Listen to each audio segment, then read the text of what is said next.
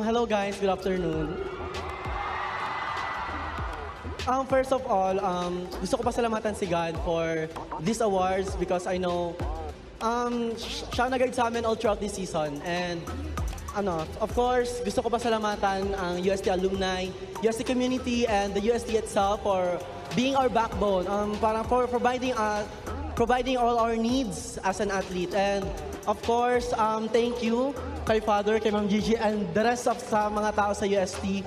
Thank you so much sa walang sawang pagsuporta. And to those people behind this event, thank you so much for making it all possible. And thank you for giving an exposure sa Philippine men's volleyball. And ayun, parang of course, gusto ko lang shoutout yung family ko, si Mama, si Lola, si Kuya, and sila Mami G, and sila Jan, sila Tito.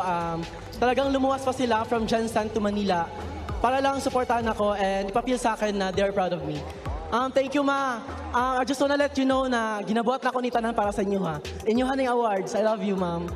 And of course, so ayun nga, this year's AP has been very challenging for us. Like, we went through a lot of challenges before we got this opportunity na makapaglaro sa finals. But despite sa mga nangyari nung elimination round, yung semis, andito kami ngayon. Maglalaro kami sa finals for Game 2. And parang sobrang proud lang ako sa sarili ko, of course, sa teammates ko. And of course pala, I would also give thanks and credit and of course, share these awards with my teammates, with my coaches, because I won't be able to receive these awards without them. So, to Coach OG, to Coach Mape, to Coach John, to Coach JM, to Coach Boy, to Coach Fran, to Coach Pao, PT Migs, and sa lahat na tumulong sa akin na mag-grow as an athlete and as individual.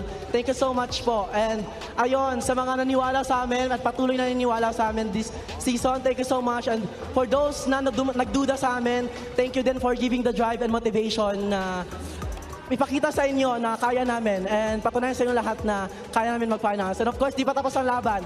Ilalaban namin ito hanggang sa dulo. And whatever may be the result, one thing is for sure, I'm so grateful. I'd be so thankful and grateful for all the new learnings and experiences that this season has taught me. Thank you so much. Ladies and gentlemen, that is your Season 86 MVP, Josh Ibanez. And congratulations to all individual awards.